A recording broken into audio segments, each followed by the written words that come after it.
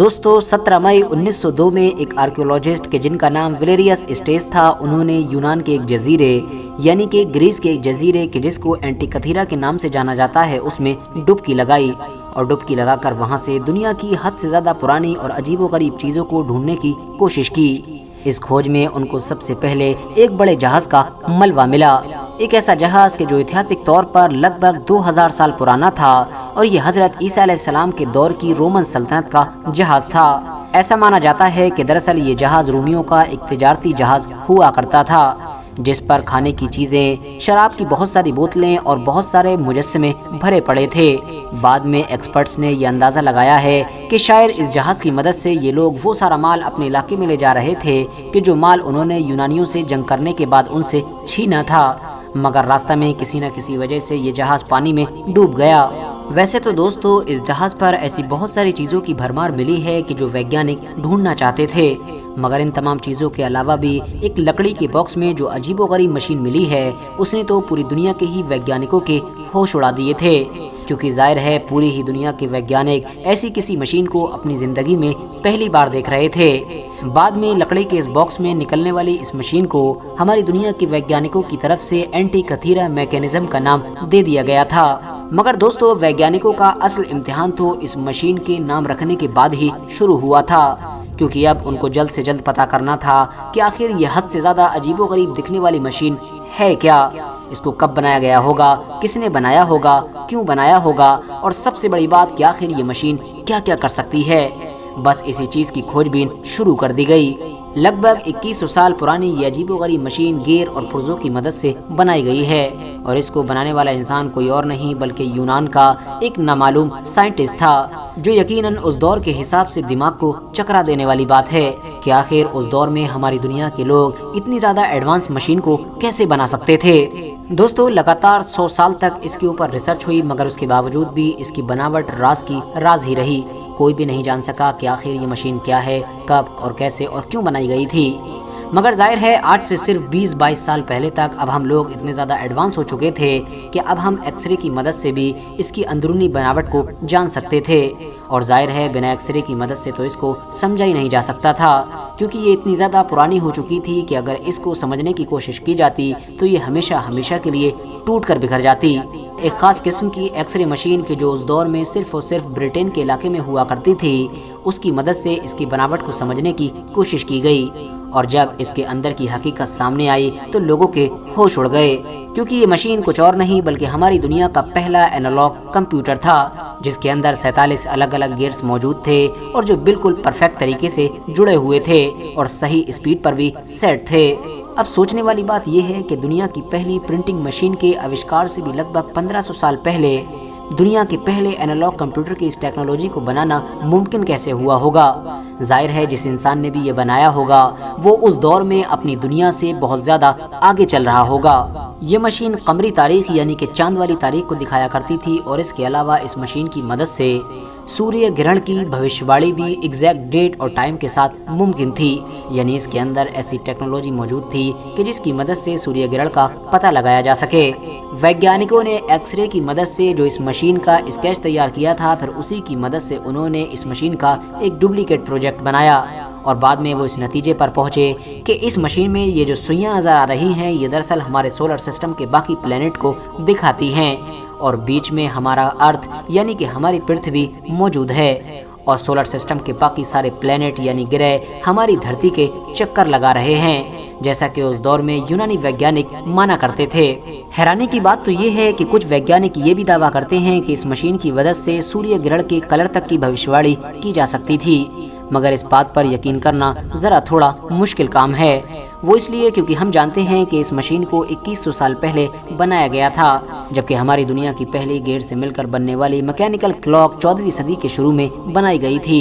जिसका साइज लगभग एक छोटी कार के बराबर था, जबकि एंटिकथीरा मैकेनिज्म नाम की इस पुरानी मशीन का साइज सिर्फ एक बॉक्स के बराबर हुआ करता था, और इसको इससे भी लगभग 1500 साल पहले यानी टोटल 2100 साल पहले बनाया गया था। मगर हाँ, उस दौर के हिसाब से इसके गियर्स इतने ज़्यादा एडवांस और इतने ज़्यादा एक्यूरेट थे कि जिसकी वजह से आज के दौर के कुछ वैज्ञानिकों को न सिर्फ शक बल्कि यकीन भी है कि शायद ये मशीन एक दुनिया के इंसान ने बनाई ही नहीं है, बल्कि ये तो किसी एलियन का काम है। फिलहाल आप लोग इस मशीन के बारे में क्या सोचते हैं या फिर इस वीडियो से पहले क्या जानते थे, मुझे कमेंट्स बॉक्स में ज़रूर बताएं। मगर दोस्तों, एंटी कथीरा मैकेनिज्म इकलौती ऐसी चीज़ नहीं है कि जिसने दुनिया के बड़े बड़े वैज्ञानिकों के होश उड़ा रखे हैं, बल्कि इसी तरह की ही एक चीज़ 1912 में भी खोजी गई थी। हुआ ये था कि पॉलिश के एक कॉलेज के बुक डीलर कि जिनका नाम वेल्फ्रेड वॉयनिच था, वो दरअसल एक बार अपनी छुट्टियां गुजारने के लिए इटली के एक इलाके में गए थे, जहां पर उनका सामना एक बड़ी ही अजीबोगरीब किताब से हुआ।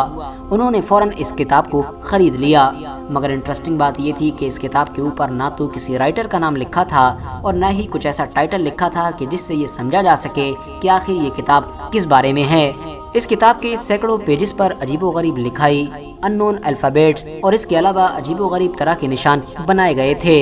इस तरह के निशानात के जिनको समझा जाना भी मुमकिन नहीं था। और शायद ये किताब इतनी ज़्यादा पुरानी थी कि जिस कोडिंग लैंग्वेज में इसको लिखा गया था उसको समझने वाला अब हमारी दुनिया में कोई भी एक इंसान भी बाकी नहीं था। वेल्फ्रेड वॉयनिच के जिसने इस किताब को ख़रीदा था, उसने अपनी पूरी ज़िंदगी इसी किताब पर रिसर्च करते हुए गुजार दी थी। यानी वो यही खोजता रहा कि आखिर ये किताब किसने लिखी थी, कब लिखी थी और क्यों लिखी थी, मगर वो अपने इस मकसद में कामयाब न हो सका। हमारी दुनिया की तरफ से इस किताब का नाम भी बाद में द वॉयनिच मैन्युस्क्रिप्ट रख दिया गया था। ये किताब हमारी दुनिया की सबसे ज़्यादा रिसर्च की जाने वाली एक रहस्यमयी किताब बन गई है और जाहिर है अभी तक बनी हुई है। शुरू में लगा कि शायद कोई क्रिप्टोग्राफी तकनीक या फिर कोडिंग लैंग्वेज इसको समझ पाए तो ये पता चल पाए कि आखिर ये किताब है किस बारे में, मगर धीरे धीरे वक्त गुजरता गया और आज 100 साल से भी ज़्यादा गुजर चुके हैं, मगर किसी को नहीं पता कि आखिर ये किताब किस बारे में है। इस किताब में अजीबोगरीब जो निशान मौजूद हैं और इसके अलावा जो कोडिंग मौजूद है वो कुछ जगह पर तो इतनी छोटी सूरत में मौजूद है कि जिसको माइक्रोस्कोप के ज़रिए से ही पढ़ा जा सकता है। इसके अलावा कंप्यूटर क्रिप्टोग्राफिक तकनीक भी इस किताब की पहेली को सुलझा पाने में अभी तक नाकाम है। इस किताब को लिखने में जिस कोडिंग का इस्तेमाल किया गया है वो दरअसल हद से ज़्यादा महंगा,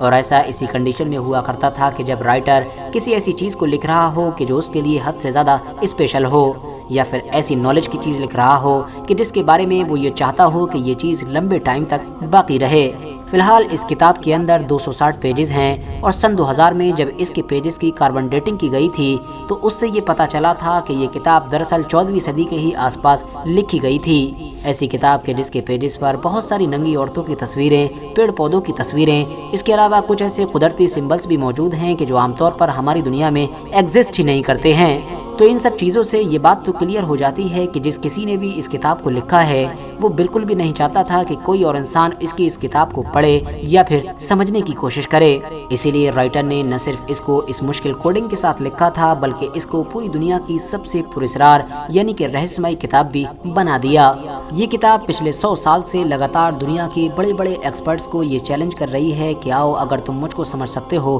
तो समझ कर दिखाओ। इसीलिए हर साल बड़े से बड़े काबिल स्कॉलर्स इसको समझने के लिए मैदान में आते हैं, मगर बाद में उनको नाकामी के सिवा कुछ नहीं मिलता। दोस्तों, अब आप लोग बताइए कि आखिर आप लोग इस किताब के बारे में क्या सोचते हैं? आपको क्या लगता है कि इस किताब में आखिर क्या हो सकता है? क्या इसमें वाकई कोई खजाना छुपा है या फिर ये इतनी अहम है ही नहीं कि जितनी अहमियत इसको दी जाती है? चलिए अब आते हैं अपनी तीसरी कीमती चीज़ की तरफ, और वो चीज़ है दमस्कस स्टील। दरअसल दोस्तों, सुल्तान सलाहुद्दीन अयूबी के दौर में सलीबियों का सामना सलाहुद्दीन अयूबी के साथ साथ एक ऐसे ख़तरनाक और ताकतवर हथियार से भी था कि जिसको ना तो उन्होंने पहले कभी देखा था और न ही कभी उसके बारे में जानते थे। सुल्तान सलाहुद्दीन अयूबी की पूरी फ़ौज की जो तलवारें थीं वो दरअसल दमस्कस स्टील से बनाई गई थीं,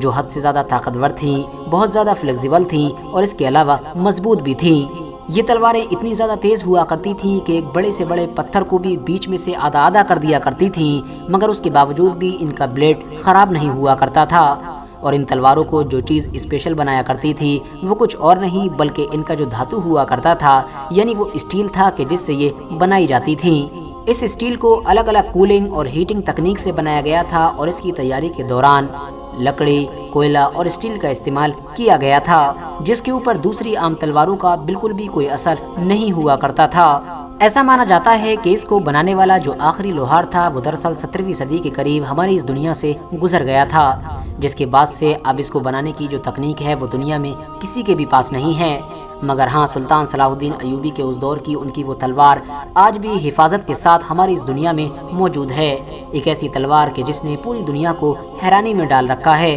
کیونکہ آج کے دور کی بڑی سے بڑی ٹیکنالوجی بھی اس چیز کو بنانے میں ناکامیاب ہے کہ جس چیز کو صلاح الدین ایوبی کے دور میں بنایا گیا تھا۔ دراصل یہ اپنے آپ میں ایک بہت بڑا آوشکار یعنی کہ ایک بہت بڑی انوینشن تھی۔ فی الحال دوستو، آج کی اپنی ویڈیو کو ہم یہیں پر ختم کرتے ہیں۔ آج کی اس ویڈیو میں جن 3 انٹرسٹنگ چیزوں کے بارے میں بتایا گیا ہے ان میں سے آپ کا فیوریٹ پارٹ کون سا ہے، کمنٹس باکس میں ضرور بتائیں۔ ویڈیو پسند آئی ہو ویڈیو کو لائک کر دیں اور چینل کو ہمارے سبسکرائب کریں تاکہ اسی طرح کی نالجبل اور ہسٹوریکل ویڈیوز ہمیشہ آپ لوگوں کو ملتی رہے۔